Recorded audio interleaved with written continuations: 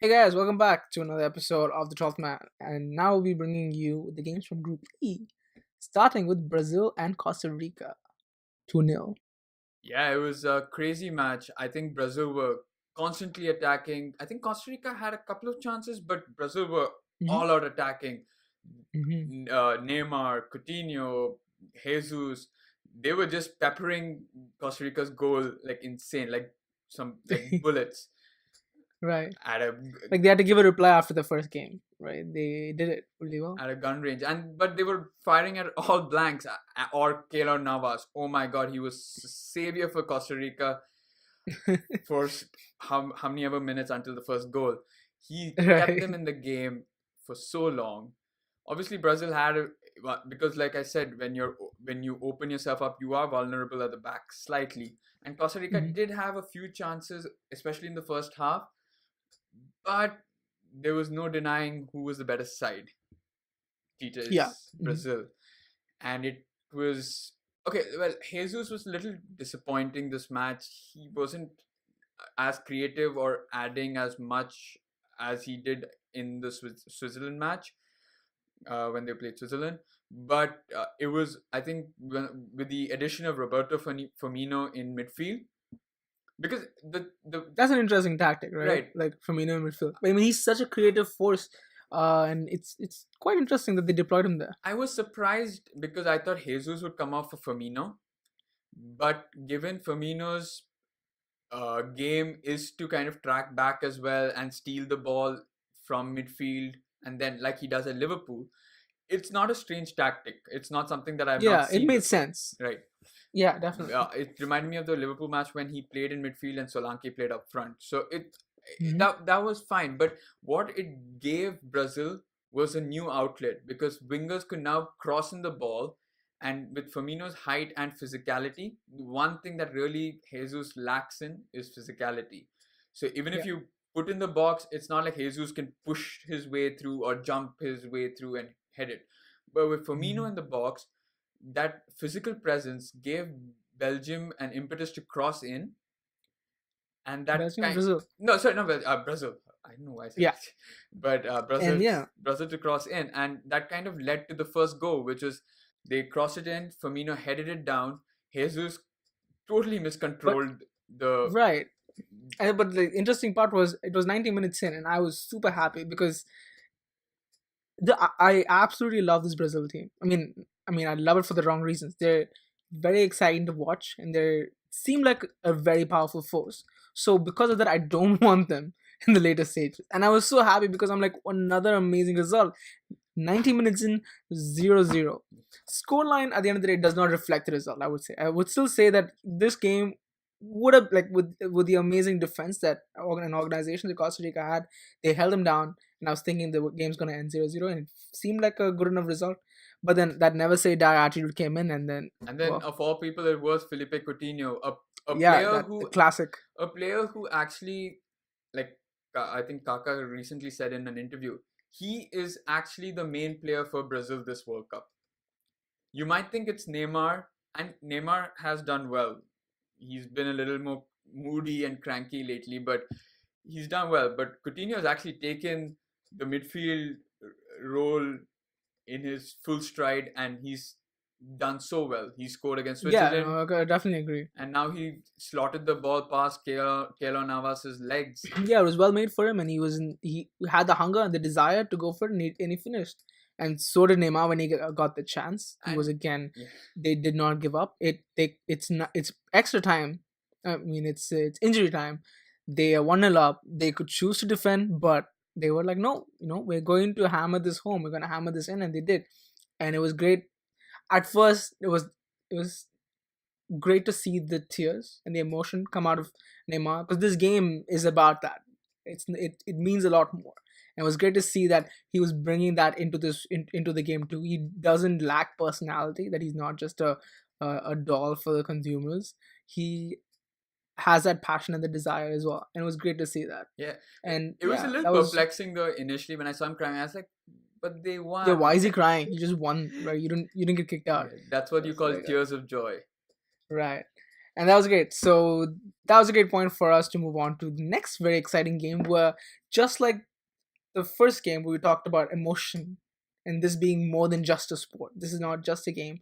We had one game that went back to more than just football. It crossed country lines and history lines, and we had Serbia Switzerland.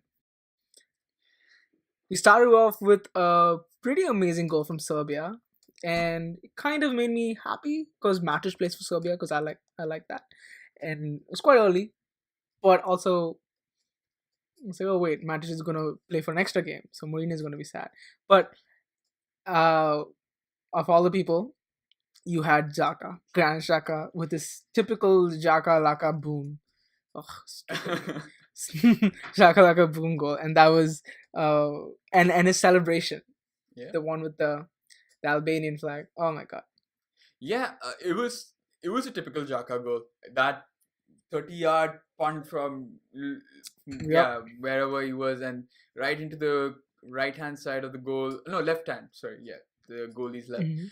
And it kind of made every Arsenal fan wince inside, saying, "Why can't he do this for For us?" Arsenal, he does, but like once in a blue moon, I guess. Yeah. But it Why didn't can't just that? end there. It was crazy because as luck would have it, or not luck, as talent as opposed would have it, the other Swiss player of Albanian descent, what it was a joy to watch this guy weave his way through, and it was coming, Yeah. and he gets behind the Serbian defense.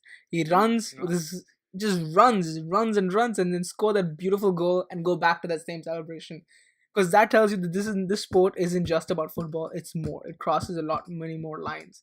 And I guess, yeah, you could say politics gets into it, might sour it, but no, I completely disagree. I'm always going to talk about why this why things mean for us, and it's such an integral part of the game. The joy of fellow countrymen and people who I suppose are not. Right. I think, yeah, the political twist, or the political I'm forgetting the word, but yeah, the political angle to this match was not forgotten, especially given that two Albanian descendants scored goals for Swiss. But the one that I really liked, the one moment that I really liked, was Lichtsteiner trying doing the Albanian sign. That showed that, I mean, not only did it show that the unity amongst the Swiss uh, players, kind of saying that, yeah, we know that this means more to you than the rest of us, but we are here to support you. I mean, it just showed everything, that football is just more about kicking a ball for 90 minutes. Exactly, and it's yeah, and just like that, it's also a team sport. So as a teammate, we have your back. Yeah. At the end of the day, yeah, you have a country of origin. You could be Canadian and Indian, or you could be Australian and Pakistani, but you are both. You're Swiss and you're also Albanian, and we respect that. And that's great to see that holistic feeling of Lesbiana being part of the celebration. And I'm glad FIFA did not ban these players. I mean, thank God they Well, that would took be this into fucking consideration. hypocritical of FIFA to do. Yeah. So yes, so that was Switzerland's win, and which took them to second, just behind Brazil on the same points, which left us for a which leaves us for a really interesting round three to see who actually qualifies from this group. Yeah. So next we have for you the game from Group F. You have South Korea and Mexico. 1-2. Yeah, it was another typical Mexican performance, counter-attacking, fast, lightning quick. This time, though, they were a little more clinical than they were against Mm-hmm. Germany. And yeah, Yeah, it it was was great good. to see. It was great to see Chicharito pull it off too. It was- And well, they also made sure to like keep Song quiet. I mean, he did have chances. He tried, but it was just not happening for him for huge parts of the game. But Mexico took their chances, unlike South Korea. They were 2-0 up. They were coasting. But I guess Son was like, no wait, like I can still change the game, but maybe it was a bit too late. So he comes in and scores that wonderful goal. Not to take much away from it, but it really was useless at the end of the day. Yeah, but it still left them for a spot to fight for in the qualification race, given what happens in the next match that we are about to introduce. We have then Germany versus Sweden, which is a very, very interesting game once more. Well, it was cool because excuse me. It was pretty cool because you had Sweden who scored first. I was like, wait a second, where is this going? Where is this going? Maybe we might have an upset here. But well, Royce comes in. It was a shitty goal. I'm sorry. Like Royce, he's such an amazing player. You don't like he doesn't. His repertoire in the World Cup shouldn't just be deflections. And but it worked. Well, we take what you can get, and it was 1-1. Yeah, and it was definitely a must-win game for Germany. They could not have lost to Sweden because that Yeah. would have just meant disaster, not only for the players but for the whole country, the whole nation, and for the footballing world as well. You can't Mhm. have Germany out too early. I think the last time they did that was in 1939. We know what happened after that. Um, Yeah. um, Anyway, so let's not deviate too much, but then we have the red it's, card. but yeah, the red card to Something on Boateng. the lines of red. We move on to the red card that ended up going for Jerome Boateng. That got me so excited. I was like, yes, we have more chance for Germany actually not winning this game, or even Sweden actually coming back. But Sweden was given given the status of the team and the talent on hand, they were still defending. They were okay with having a 1-1 result, and they played for it. But I guess that turned out to be not the right way to approach it. Yeah, they did have their chances, and again, it proves that you got to be clinical, Mhm. else you are going to be punished at some point or the other. And 90th minute. Well, I have to first say 90th minute, that shot from Julian Brandt. Again, that's the second time he's hit the post in 2 matches. And this guy just loves hitting the post. He'll be perfect at the Yeah, when I came crossbar in, I was like, challenge. "What's this little kid doing here?" Then he takes that shot, and I was like, "Wait a second, which team does he play for again?" And who else? So the first goal was a result of a Tony Cruz mistake, which is not often. This is not something I often say. Yeah, it was a little lazy, Yeah, I suppose. Mistake and not much recovery. He let the runner go past him. Yeah. but he repaid it in the 92nd, 94th minute. 94th minute. It was almost the last kick of the game. It would have been the Yeah, last kick of the game, except the referee said, okay, let's play a little bit more. He gets the ball in that corner on that side of the field, and Royce walks up. Not Royce. Was it? Yeah, yeah, Royce. Royce walks up to yeah. him, and Royce is like, look, do you see the height of these Swedish players? You see them? Like, they're fucking tall. Like, we're not going to be able to head it in.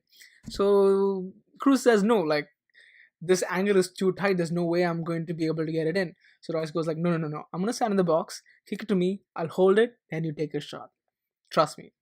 Uh, that's like, see, that's what you need. You need that partner who has that confidence in you and gives you a way when there doesn't seem to be a way, who trusts in your ability, and he did, And I and love that that paid it off in came. I such a love. I beautiful love way. that it came from Marco Royce, though.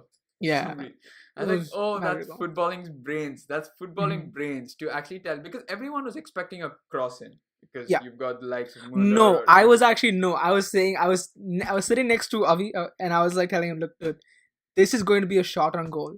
This is going to be a goal. Like I was so sure that this was actually going to be a goal, even though I didn't want it to happen. I was like, this is going to be a goal. For some reason, I just felt I could just feel it. I was like, It's he's kind going of to take a how shot. it's kind of how I felt when Ronaldo took that free kick. I was like, Oh oh, yeah, this that is was gonna. that you just knew. Like, this is Ronaldo. That's done. But this one, I was just like, yo, this is definitely he's not crossing it in. And well, that was gave Germany a glimmer of hope again from Yeah, the depths that they were facing at that moment, and so set them up for a very interesting group match day 3, which we will see. So that's it for now, and tune back in for the games from Group G and Group H. That's it. Thank you. Bye bye.